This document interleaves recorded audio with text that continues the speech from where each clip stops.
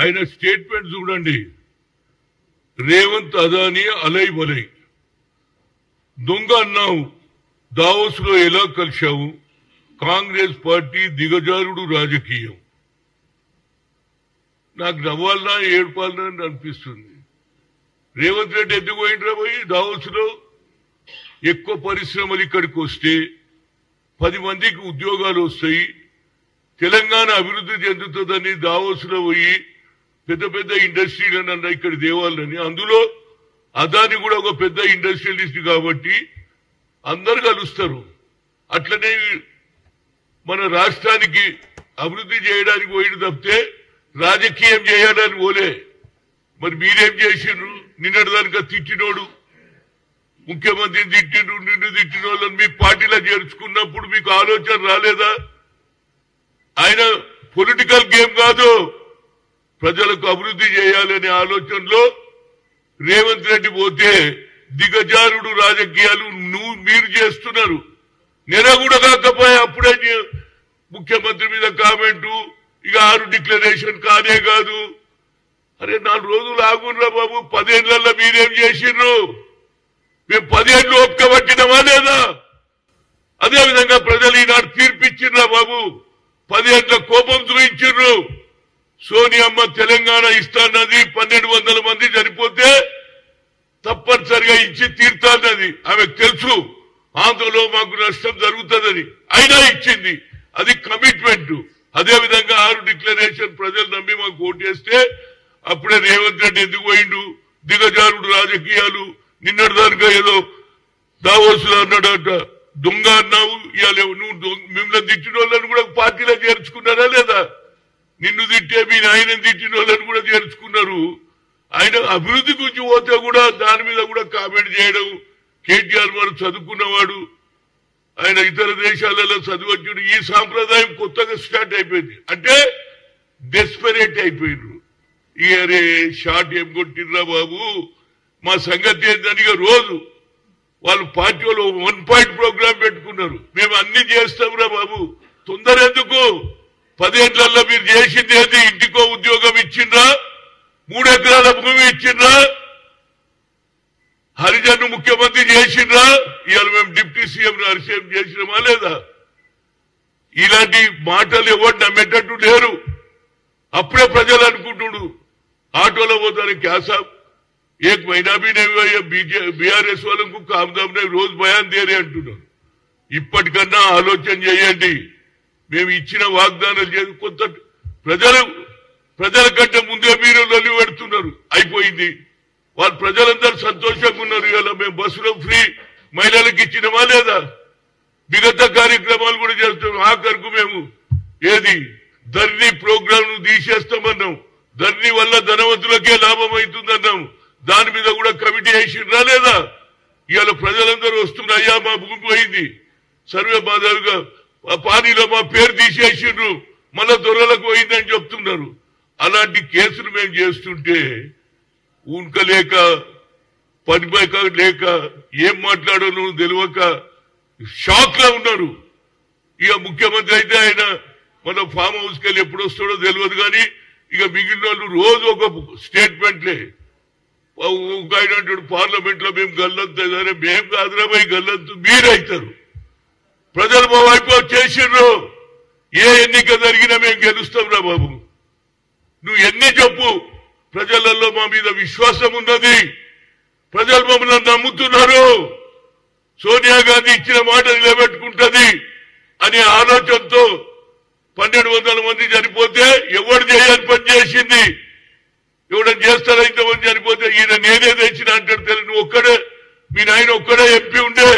Parliament లో మేము తెచ్చినాం. లోక్సభలో మా మిత్రులు కొట్లాడినరు. ఒక్కడే ఎంపీ ఎట్లా సాధ్యమే?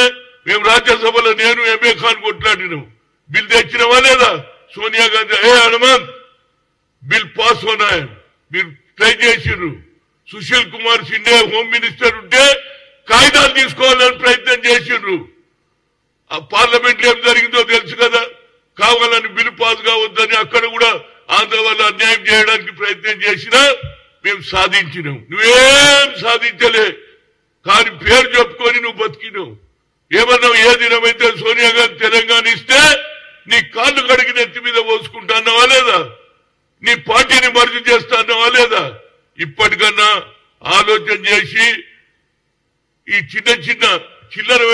చేయకుండా బాబు.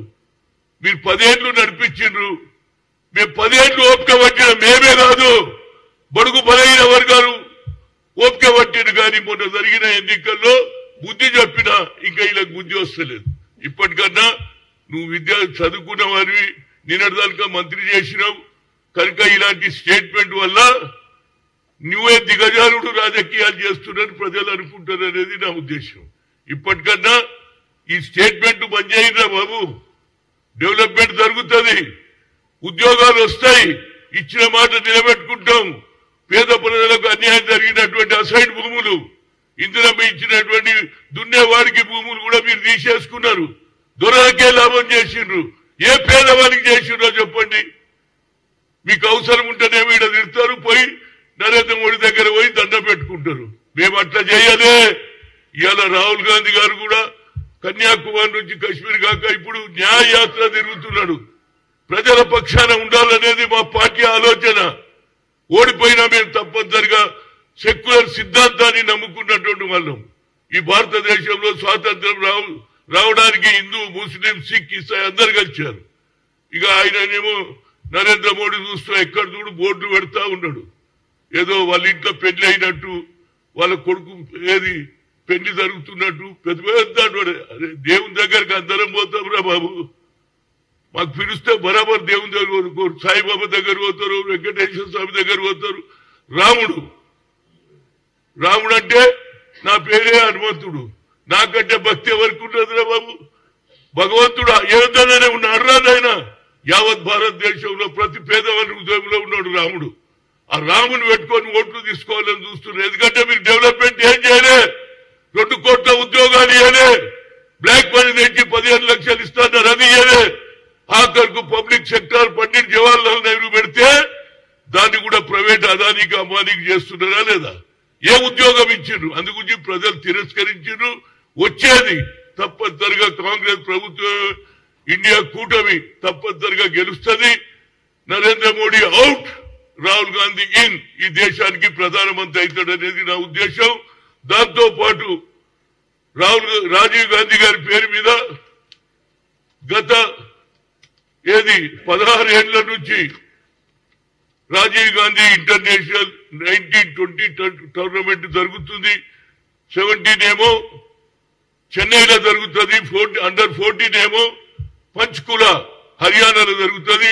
దానికి కూడా రూరల్ మాస్ గ్రామీణ ప్రజలకు తెలియాలి. ఎందుకంటే క్రికెట్ అనేది ప్రతి ఒక్కరికి కూడా అలవాటు అయింది. క్రికెట్ చూసి రూరల్ పిల్లలు కూడా గిల్లిదండు పనిచేసి క్రికెట్ ఆడాలనే ఉద్దేశంతో ఫేస్బుక్ లో రాజీవ్ గాంధీ T20 చైర్మన్షిప్ అనేది ఫేస్బుక్ లో పెట్టాం, ట్విట్టర్ లో పెట్టాం. ప్రతి ఒక్కరు కూడా ఏ గ్రామంలో, చిన్న గ్రామంలో ప్రతి దగ్గర రాజీవ్ గాంధీ ఇచ్చిన సెల్ ఉన్నది. సెల్ లో మీరు క్రికెట్ చూడవచ్చు. అదేవిధంగా వెబ్సైట్ గూగుల్లో క్రికెట్ ఫెడరేషన్ ఆఫ్ హైదరాబాద్ కామనే కొడితే మ్యాచ్ జరిగేది అందరు చూడొచ్చు. ఫైనల్ గా నిన్ననే మా పున్నం ప్రభాకర్ ఇనాగ్రేషన్ చేశాడు అంబర్పేటలో వాటర్ వర్క్స్ లో. ఫైనల్ గా లాల్ బహదూర్ స్టేడియం సాయంత్రం 5 గంటలకు జరుగుతుంది. దాన్ని కూడా ప్రతి ఒక్కరు కూడా రావాలని చెప్తున్నా. ప్రతి ఒక్కరు కూడా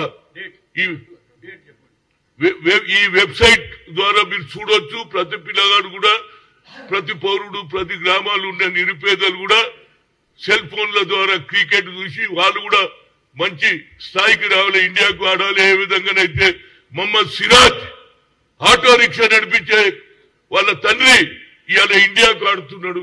అది కూడా మీరు అందరూ కూడా ఈ వెబ్సైట్ ద్వారా మరొకసారి ఫేస్బుక్ లో రాజీవ్ గాంధీ T20 ఛాంపియన్షిప్ అంటే వస్తుంది, ఫేస్బుక్ లో వస్తుంది, ట్విట్టర్ లో వస్తుంది. అదేవిధంగా వెబ్సైట్ గూగుల్లో cricket federation of Hyderabad com అని కొడితే మీరు కూడా చూడొచ్చు. దయచేసి మీడియా వాళ్ళు కూడా అప్పుడప్పుడు మా పొలిటికలే కాకుండా అప్పుడప్పుడు పోతా లాల్ బహదూర్ స్టేడియంలో చూస్తే మీరు కూడా అందరికీ చూపించిన వాళ్ళు కానీ స్పోర్ట్స్ ను ఎంకరేజ్ చేసినటువంటి మీడియా మిత్రులకు కూడా కోరుతున్నాం. 21st ఫైనల్ ఆల్రెడీ నిన్న స్టార్ట్ అయింది. 21 జనవరికి మన రేవంత్ రెడ్డి గారు ముఖ్య అతిథిగా వస్తారు. Prize distribution. ఇవాళ శివ అనే పిల్లవాడు హైదరాబాద్ లో ఆడే పిల్లవాడు నిన్న 170 రన్లు చేశాడు. ఇవాళ 125 రన్లు చేశాడు. శివ అనే పిల్లవాడు ఏది అది కూడా శ్రీలంకను ఓడగొట్టారు. కనుక మన దగ్గర కూడా టాలెంట్ ఉన్నది పేద ప్రజల దగ్గరికి అనేదే నా ఉద్దేశం. రాజీవ్ గాంధీ ఆలోచనను ఏషియన్ గేమ్స్ లో పెట్టిన తర్వాత ఆ ఆలోచన యాజ్ ఎ స్పోర్ట్స్ మినిస్టర్ గా జీవితాంతం క్రికెట్ ను పెంపొందించడానికి రాజీవ్ గాంధీ ఆలోచనను ముందుకు తీసుకోవడానికి నా ఉద్దేశం. Thank you very much.